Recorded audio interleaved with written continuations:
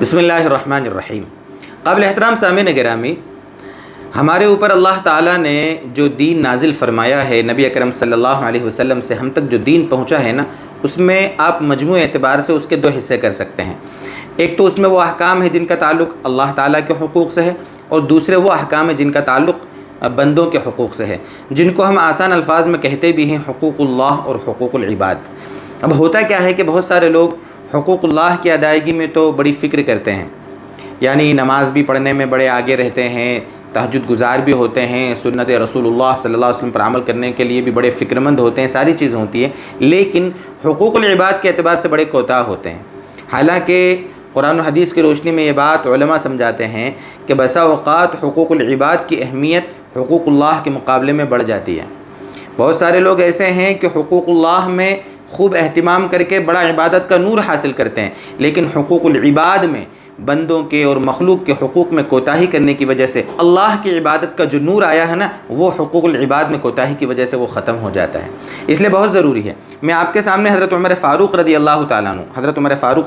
عنہ کی بڑی قیمتی بات جو احادیث میں مشہور بھی ہے، اور علامہ ابن تیمیہ رحمۃ اللہ علیہ نے اس کو اپنی کتابوں میں نقل بھی فرمایا ہے، آپ کے ملفوظات میں اور آپ کی تحریرات میں ملتا ہے، یہ بڑی اہم بات ہے، جس کا مفہوم یہ ہے کہ ایک آدمی حضرت عمر فاروق رضی اللہ عنہ کے پاس آیا تھا، کسی معاملے میں کوئی کیس تھا، جو بھی تھا، تو ایک دوسرے شخص نے اس کی تعریف کی، اس دوسرے شخص نے کہ یہ بڑا نیک ہے، ایسا ہے ویسا ہے، بڑی تعریف کی۔ تو حضرت عمر فاروق رضی اللہ تعالیٰ عنہ نے اس تعریف کرنے والے سے، جو دوسرے کی تعریف کر رہا تھا نا، اس تعریف کرنے والے سے 3 سوال کیے۔ عجیب سوالات ہیں یہ، آپ دیکھیں گے اگر تاریخ میں، اتہاس میں، اسلامی تاریخ میں، تو حضرت عمر فاروق رضی اللہ تعالیٰ عنہ کی یہ باتیں ملیں گی۔ حضرت عمر فاروق رضی اللہ تعالیٰ عنہ ویسے بھی بڑے دور اندیش، بڑے صاحب بصیرت، بڑے فراست والے تھے۔ آپ جانتے ہیں کہ کتنی اللہ تعالیٰ نے حضرت عمر فاروق رضی اللہ عنہ کو فراست سے نوازا تھا۔ تو حضرت نے اسے 3 سوال کیے۔ پہلا سوال کیا، هل انت جارہ الادنی تعرف صباحہ و مساءہ،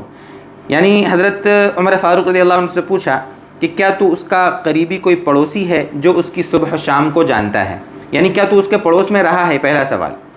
دوسرا سوال پوچھا، هل عاملتہ فی الدرہم والدینار، کیا تو نے، یعنی تو جس کی تعریف کر رہا ہے، تو نے کبھی اس سے دینار یا درہم کا کوئی مالی معاملہ کیا ہے اس سے، یہ دوسرا سوال۔ اور تیسرا سوال پوچھا، هل رافقتہ فی السفر الذی ینکشف فیہ اخلاق الناس، کیا تو نے کبھی سفر میں اس کے ساتھ مرافقت کی ہے، یعنی سفر میں ساتھ میں رہا ہے جس میں لوگوں کے اخلاق کھل کر باہر آ جاتے ہیں۔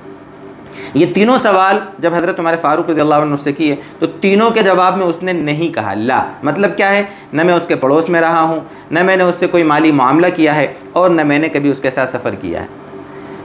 حضرت عمر فاروق رضی اللہ عنہ نے اس کا یہ جواب سن کر فرمایا، لست تعرفہ، تو اس کو صحیح طریقے سے جانتا ہی نہیں میرے بھائی، تو اس کو صحیح طریقے سے جانتا ہی نہیں ہے۔ لعلک رأیتہ یرکع رکعات فی المسجد، ہو سکتا ہے کہ تو نے اس کو مسجد میں چند رکعت نماز پڑھتے دیکھ لیا ہوگا، اور بعض روایتوں میں تو جو الفاظ ہیں ان کا ترجمہ یہ ہوتا ہے کہ تو نے ہو سکتا ہو مسجد میں اس کو رکوع سجدے کرتے، مطلب اٹھ بیٹھ لگاتے دیکھ لیا ہوگا، جس کی بنیاد پر تو نے اس کو نیک سمجھ لیا۔ اس واقعے سے ہمیں سمجھ میں کیا آتا ہے کہ دینداری کا اصل جو معیار ہے نا، وہ معاملات میں کوتاہی نہ کرنا ہے، معاملات کو صحیح طریقے سے نبھانا، لوگوں کے حقوق صحیح طریقے سے ادا کرنا، یہ دین کا اصل مزاج اور دین کی اصل روح ہے۔ کتنے لوگ بظاہر دیندار ہوتے ہیں، نمازی ہوتے ہیں، سنت لباس ان کے پاس ہوتا ہے، حاجی ہوتے ہیں، بہت سارے بظاہر بڑی نیکیاں کرنے والے، لیکن معاملات کے اعتبار سے بڑے کوتاہ ہوتے ہیں، بڑے غفلت کرتے ہیں۔ پتہ نہیں وہ کیا سمجھتے ہیں کہ ہم ان نمازوں اور روزوں اور حج کی برکت سے کیا پتہ ہمارے یہ حقوق العباد کیا معاف ہو جائیں گے جو ہم اس میں کوتاہیاں کرتے ہیں، پتہ نہیں کیا ان کی غلط فہمی ہے، بڑے کوتاہ ہوتے ہیں۔ میں نے یہاں نوٹ کیا ہے کہ وہ کیا کیا گڑبڑ کرتے ہیں، ناجائز قبضے کر کے بیٹھے ہیں، ناجائز قبضے کر کے بیٹھے ہیں،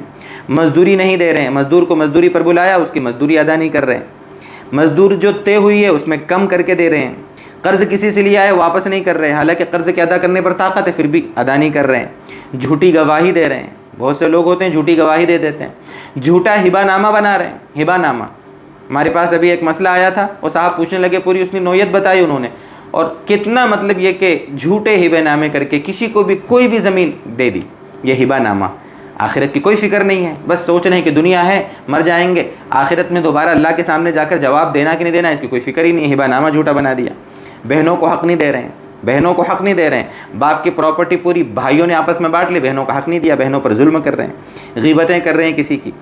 سامان عیبدار ہے، اس کے باوجود اس کو صاف ستھرا بنا کے پیش کر رہے ہیں۔ یہ ساری چیزیں جو آپ کے سامنے بیان کی جا رہی ہے، یہ تو چند مثالیں ہیں، اس کے سوا اور پتہ نہیں کیا کیا۔ ہمارے ایمان والے بھائی ان گڑبڑیوں میں مبتلا ہیں، مالی معاملات میں بڑی گڑبڑ کرتے ہیں، مالی معاملات میں، حالانکہ کسی کا ناجائز قبضہ کرنا، کسی کا مال دبا لینا، حقوق العباد میں کوتاہی کرنا، اس سلسلے میں 3 روایتیں آپ کے سامنے نقل کرتا ہوں، اس سے سمجھ میں آئے گا کہ اس کی کتنی اہمیت ہے اور ہم لوگ اس بارے میں کتنے غفلت میں مبتلا ہیں۔ متفق علیہ روایت ہے، بخاری مسلم دونوں میں۔ اللہ کے نبی صلی اللہ علیہ وسلم کا فرمان ہے، من ظلم قید شبر من الارض طوقہ من 7 ارضین، او کما قال النبی صلی اللہ علیہ وسلم، جس نے ایک بالش زمین بھی اگر ظلمن کسی کی لے لی، ناجائز قبضہ کر لیا، ایک بالش زمین، حالانکہ ایک بالش تو بہت کم ہوتی ہے، لوگ تو کسی کی دکان پر، کسی کے مکان پر، کسی کی کھیتی باڑی پر پتہ نہیں کہاں کہاں قبضہ کر لیتے ہیں۔ ایک بالش زمین اگر کسی نے ظلمن لے لی، 7 زمینوں کا اس کو طوق پہنایا جائے گا آخرت میں۔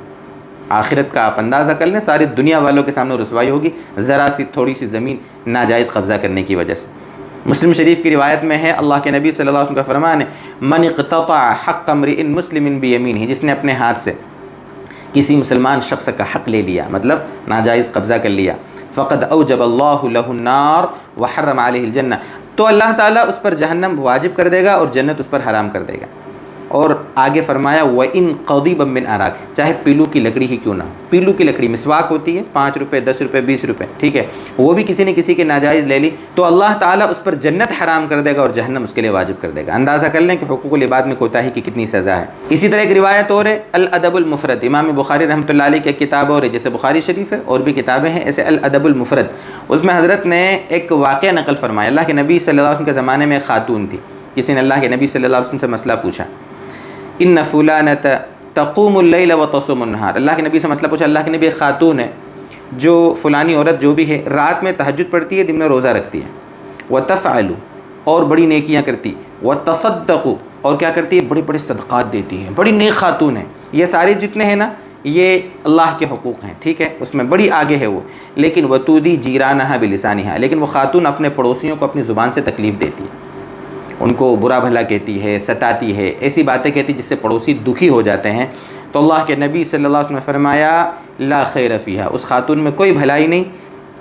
ہی من اہل النار، وہ خاتون تو جہنمیہ ہے۔ یعنی ان باتوں سے ہمیں سمجھ میں کیا آیا کہ جتنا ہم حقوق اللہ کی ادائیگی کی فکر کرتے ہیں، ضروری ہے، حقوق اللہ کی ادائیگی بھی ضروری ہے۔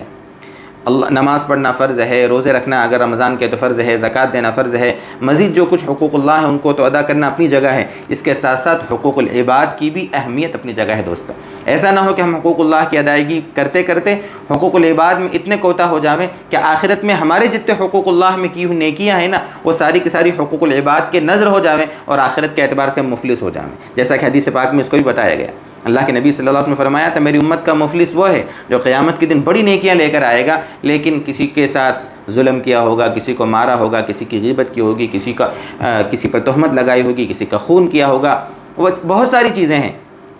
کیا ہوگا، ان سارے مظلوموں کو جن جن کے ساتھ اس نے یہ گڑبڑ کی ہے اس کی نیکیاں ان کو دے دی جائے گی اور یہ مفلس ہو جائے گا، کچھ بھی نہیں بچے گا اس کے پاس۔ اس لیے حقوق اللہ کے ساتھ حقوق العباد کی ادائیگی کی ہمیں فکر کرنا چاہیے، علماء سے سیکھنا چاہیے، دین سیکھنے کی فکر کرنی چاہیے۔ میرے اوپر کن کے کیا حقوق ہیں، میں اگر کسی کا شوہر ہوں تو میرے اوپر بیوی کا کیا حق ہے، بچوں کا کیا حق ہے، ماں باپ کا کیا حق ہے، پڑوسی کا کیا حق ہے، میرے بھائیوں کا کیا حق ہے، میری بہنوں کا کیا حق ہے،